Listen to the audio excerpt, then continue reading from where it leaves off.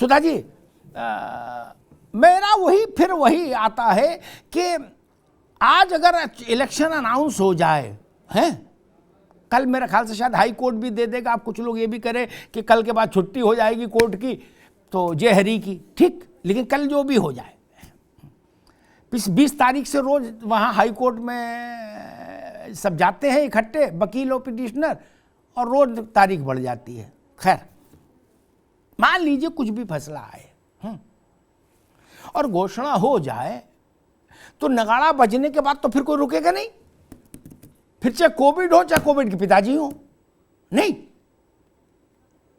न भाजपा रुकेगी, न कांग्रेस, न सपा, न बसपा, न आरएलडी, न कोई नहीं, सब भागेंगे कि भाई चलो भाई चुनाव लड़ाना है, बाढ़ है ना। तो उस पर तो आज ही चिंतन करना होगा ना कि जब चुनाव की अधिसूचना जारी हो जाएगी तो हम चर्चा करेंगे कि नहीं करें कि नहीं करें, तब कौन रुकेगा।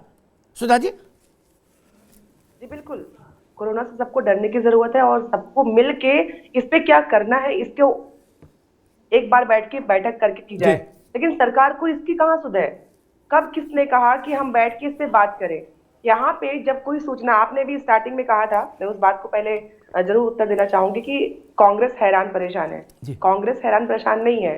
जिस देश को कोरोना से डरना है वो कांग्रेस की उस यात्रा से डर रही है जहां पे लोग जुड़ रहे हैं। यात्रा है वो, रैली नहीं है। रैलियां जिस तरह से भाड़े पे लाके की जाती हैं, हम तो कुछ ऐसा कर ही नहीं रहे हैं। अगर रैली में कोरोना जाता है, यात्रा में नहीं जाता, ऐसा कुछ है? डॉक्टर ने बताया कहीं? अमिताभ जी, बातों को टार्च लेके एक तरफ से देखने से अच्छा है कि दोनों तरफ बीच में सिक्का किया जाए, दोनों तरफ दिखेगा। यहाँ पे बात इसकी नहीं है। अगर कोरोना फैल गया देश में तो हर जगह फैलेगा।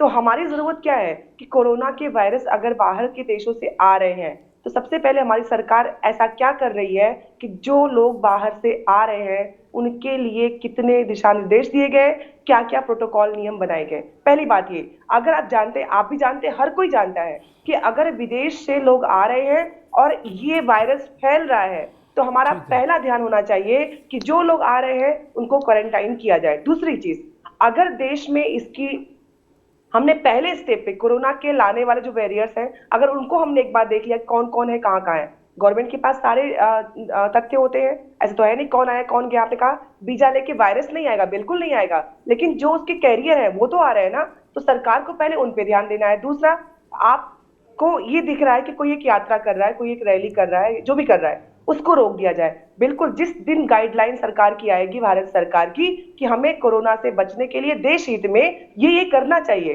हम ये करने जा रहे हैं। किसने नहीं माना?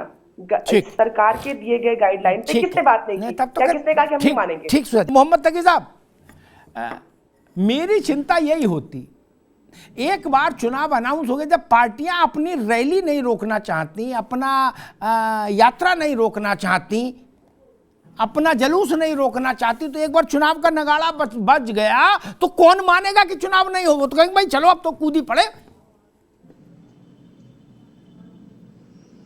देखिए, एक बहुत अच्छा दोहा है, बुरा जो देखने में चला बुरा न मिलिया कोई, जो मन देखा अपना मुस्सा बुरा न कोई। अभी जो आपने तारीफ की थी भारत की कोरोना लड़ने में, मैं उससे इत्तेफाक नहीं रखता।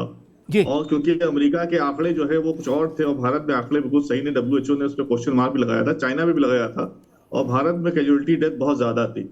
लेकिन जब तक हम अपनी कंपनियों को एक्सेप्ट नहीं करेंगे, हम अपने अंदर सुधार नहीं कर सकते। किसी पे तोहमत लगाने की बात नहीं, लेकिन हमें अपनी कंपनियों को एक्सेप्ट करना चाहिए और नई टेक्नोलॉजी पे काम करना चाहिए। चुनाव, अभी आपने चुनाव कहा तो उस पर यह है कि बिहेवियर ब्रीड है बिहेवियर। इस वक्त मेन विपक्ष मेन जो है सत्ता में बीजेपी है, यूपी में बीजेपी है। जैसे गाइडलाइन सरकार तय करेगी, चुनाव आयोग तय करेगा, एजेंसीज तय करेंगी, एडवाइजरी तय करेंगे, वैसे सबको मानना पड़ेगा। तो हम तो सरकार के साथ है, कोरोना की लड़ाई में हमेशा साथ रहे हैं, और सरकार का जो फैसला होगा वही फैसला मान्य होगा, उसी के अनुसार काम होगा। लेकिन बिहेवियर ब्रीड है बिहेवियर।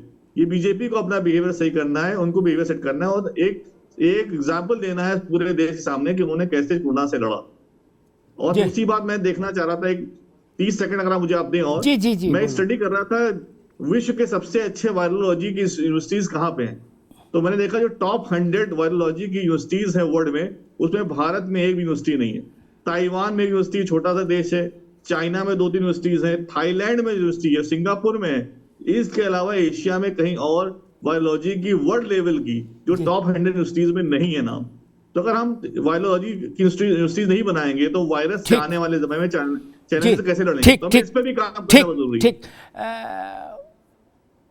वो जो यूनिवर्सिटी बता रहे हैं तकी, उस यूनिवर्सिटी को तो छोड़ो, 75 साल का आज़ाद भारत हो गया, ऐसे बड़े बड़े नेता आए, बड़ी बड़ी कदकाठी के आए और चले गए हैं, ऐसी यूनिवर्सिटी नहीं बना पाए जो दुनिया की 100 यूनिवर्सिटी में आ जाए, जहाँ BA MA होता हो केवल। तुम तो बता रहे हो बायोलॉजी और बायोलॉजी और कौन कौन सा बड़ी व्यवस्थाएं। हम ऐसी यूनिवर्सिटी भी कहाँ क्रिएट कर पाए 75 साल में? 10 को छोड़ो, 25 को छोड़ो, हम तो 100 में भी नहीं बना पाए, और नेता सब हैं, और ऐड कर दूं, बड़े बड़े हैं। कर दूं आपको। रुक जाओ, अब आप ज्यादा ऐड नहीं करो, अभी रुक जाओ। ठीक, ये चरित्र है यहां का, ये चरित्र है राजनेताओं का। भाषण देने में कोई नीचे नहीं, कई सवाल नहीं पूछा जाना चाहिए। जितने भी लोग अब तक सरकार में रहे, क्या सबकी जिम्मेदारी नहीं तय होनी चाहिए कि आप इस देश में एक ऐसी यूनिवर्सिटी नहीं दे पाए जो दुनिया के 100 यूनिवर्सिटीज में आ जाए? 200-300 वाली लिस्ट में कभी कोई नाम आ जाता है भारत का एक आधा, तो हम लोग बल्ले बल्ले करने लगते हैं। क्या हम दुनिया में 200-300 पायदान की देश है? नहीं ना।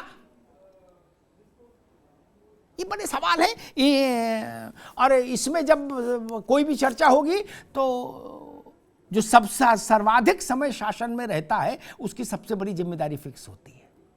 ठीक, तब बड़ा मुश्किल हो जाता है। खैर, आलोक वर्मा जी, विपक्ष कह रहा है कि सरकार की जिम्मेदारी है, सरकार एक SOP लेके आए, एक दिशा निर्देश लेके आए कि वो किस संकट से कैसे निपटना चाहती है, और जब दिशा निर्देश आ जाएंगे तो उसका पालन सब करेंगे। यानी सारा मामला अब सरकार के ऊपर। क्या विपक्ष ने अपनी टोन सेट कर दी कि भैया हम तो बड़े भाई के पीछे हैं, या यूं समझ लो देवरानी ने कहा जेठानी के पीछे हैं, क्या फैसला ले जेठानी। अमिताभ भाई, हम कहाँ जिम्मेदारियों से भाग रहे हैं जी? हम तो ये मान के चल रहे हैं कि हमारी सरकार केंद्र में है, और अगर आप उत्तर प्रदेश की बात करें तो हमारी सरकार उत्तर प्रदेश में है, तो हमारी जिम्मेदारी है जी। हमने तो एक गुजारिश की थी कांग्रेस के साथियों से कि जिस तरीके से फैल रहा है दुनिया में, जिस तरीके से तस्वीरें निकल के सामने आ रही जी। हैं, उसमें कितना बेहतर होता कि जो आप रैलियां कर रहे हैं जिसमें लोगों को आप नहीं, आपका मोहम्मद तकिया रुकिए, मोहम्मद तकिया बात रुकिए। नहीं, वो कांग्रेस कह रही है कि जब सब बंद कर दोगे तो रैली रोकेंगे, यात्रा, उससे पहले नहीं। अरे साहब, मैंने कहा ना कि जब आदेश जारी होगा, अभी तो रिसर्च की प्रक्रिया चल रही है, वो भी हम देख रहे हैं, लेकिन गुजारिश तो हम कर ही सकते हैं ना, गुजारिश हमको करनी भी चाहिए। सांसदों ने कहा कि इतनी भीड़ लेकर के राहुल गांधी चल रहे हैं, कितना बेहतर होता कि रैली खत्म कर देते, क्योंकि ये समय नहीं है। देखिए, खतरा इसी तरीके से हिंदुस्तान में पहले भी आया था, चाहे पहला दौर हो, चाहे दूसरा दौर हो, चाहे तीसरा दौर हो, हम टूटे हुए से थे। बाकी लोग हम खतरा नहीं आया, लेकिन हिंदुस्तान में खतरा आया। आज हम तो तस्वीरें देख रहे हैं। अरे मैं सुन रहा था मैं अभी तक आपको रुकिए, केवल सुधा मिश्रा और आलोक वर्मा जी। राहुल गांधी जी की तस्वीर जब कोविड असली में आया था, जब उत्तर प्रदेश में, मैं तो लखनऊ में हूँ, मैं तो देख रहा था कि राहुल गांधी जी कभी दिखाई नहीं पड़े, प्रियंका गांधी कभी दिखाई नहीं पड़े, अखिलेश यादव कभी दिखाई नहीं पड़े, मायावती कहाँ पे थे, कभी दिखाई नहीं पड़े। जनता को आप लोगों ने छोड़ दिया था, घरों के अंदर बैठे हुए थे। जितना किसी में किया गया, आप लोगों ने क्या किया? जनता को न तो दवाइयां, न तो हॉस्पिटल, न तो खाना, सब कुछ छोड़ दिया। बंटू सड़कों पे घूम रहा था, आप लोगों ने कुछ भी नहीं किया। आप लोग कोरोना की बात कर रहे हैं। राहुल जी ने जितने भी निर्देश दिए थे कि अगर ये सब किए जाते तो कोरोना नहीं फैलता, आपने तब भी नहीं माना। आज राजनीति आप डर गए हो, आप कर रहे हैं, अरे आप हमको एक उंगलियां दिखा रहे हैं, 3 उंगलियां आपकी तरफ दिखा रही है, डर लग रहा है। 3 उंगलियां आपको दिखा रही है। आज चाहते हो लोग रैली जो भाजपा के लोग हमारे साथ लगातार बोलते रहिए। अरे सुन लीजिए, आपका ये डर है, डर नहीं होता, समझेंगे नहीं तो कुछ करेंगे नहीं। यही तस्वीर, अरे जाके राहुल गांधी जी से बोलिए कि समय खत्म है, रैली करनी होगी फिर कर लीजिएगा। हिंदुस्तान को चिंता नहीं है, भारतीय जनता पार्टी को राहुल गांधी जी की चिंता नहीं है। हालत क्या है आप अच्छी तरीके से जानती है, कांग्रेस की हालत क्या है आप अच्छी तरीके से जानती है। आपको लगता है कदम ताल से कांग्रेस की किस्मत बदल जाएगी? तो सपना देखना है, ख्वाब देखना है, नहीं, नहीं, देखिए। अरे भाई अच्छी कांग्रेस बात की है। किस्मत बदले लेकिन ने मुझे बदले उससे हमको लगता है मतलब नहीं, कि देश की किस्मत अच्छी रहनी चाहिए। ठीक भाई, सबको रोकिए। आप- अरे एक मिनट रुकिए, सुधा मिश्रा को भी रोकिए, आलोक वर्मा जी को भी रोकिए, अभी रोकिए, अभी रोकिए दोनों लोगों को रोकिए। भाई थोड़ा थोड़ा धीरे धीरे धैर्य धैर्य। तिवारी जी, हरकिशोर जी, मुझे लगता है जो ऐसे परिस्थितियों में जो कर्मचारी होता है, और वो भी जो निचले पायदान का कर्मचारी है, ठीक है ना, जिसको दूर दूर जाना है, तकी साहब रुको भाई, ईवीएम लेके जो चुनाव के संचालन प्रक्रिया में जुड़ता है, उसकी बड़ी दुर्गति हो जाती है। नौकरी करनी है तो बात भी माननी है, शासन का आदेश है, लेकिन हमने पिछले अनुभव से सीखा कि वो प्रयोग गलत हो गया था, पंचायत वाला। क्या समय रहते अब ये आपको नहीं सोच लेना चाहिए कि हम अपने 1,00,000-1,50,000 कर्मचारियों को चुनाव की प्रक्रिया में उतार दें, उस प्रक्रिया में जो अनिवार्य नहीं है, एसओएस नहीं है, जो कुछ दिन स्थगित हो सकती है?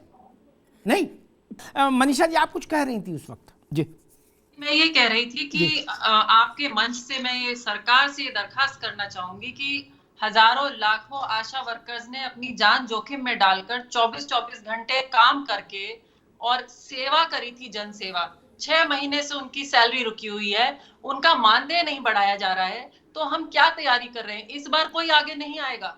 वो भी अपना एक लेसन सीख चुके हैं कि ये सरकार जो सेवा कर रहे हैं उनके लिए आगे नहीं आती है। तो आशा वर्करों की कम से कम उनकी सैलरी रिलीज करें, उनका मानदेय बढ़ाएं। तो हम जब कहते हैं हम अपने देश पे गर्व करें, तो जिन्होंने आगे बढ़ के अपनी जान दांव पे लगा के लोगों की सेवा करी, उनका सम्मान करना चाहिए। वो मुख्यमंत्री के अपने जिले में आशा वर्करों की सैलरी नहीं, मानदेय नहीं, तो ये किस तरह की तैयारी है? ठीक है मनीषा जी,